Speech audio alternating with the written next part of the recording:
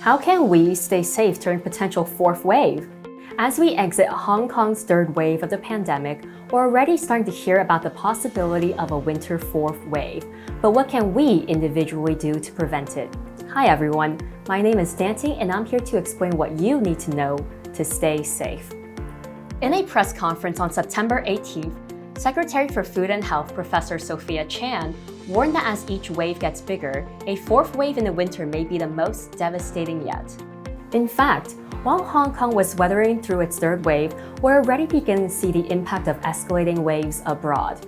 A recent report from the UK's Academy of Medical Sciences entitled Preparing for a Challenging Winter 2020-21 explored the possible impact of the current second wave in the UK. The Academy predicted that between September 2020 and June 2021, there would be an estimated total hospital death from COVID of 119,000, with a peak in January at the height of winter months and cold weather.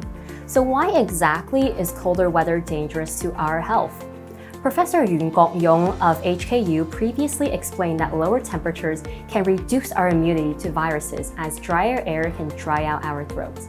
As a result, we are less capable of clearing the virus out of our bodies if we do encounter it.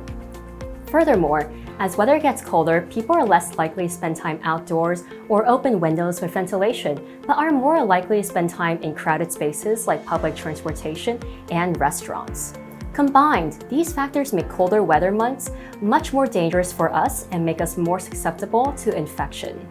Professor Yun also says that infection could rise again with a fourth wave in the coming months during autumn and winter, and disruptions to normal life persisting for another 6 months to a year. How then can we assess risk and engage in preventive behavior? In a recent article, Professor Yi K-Yeo of the Jockey Club School of Public Health and Primary Care at CUHK suggested that we use 3 variables: environmental setting, social factors, and behavioral factors. For environmental settings, we have to take a closer look at where we are.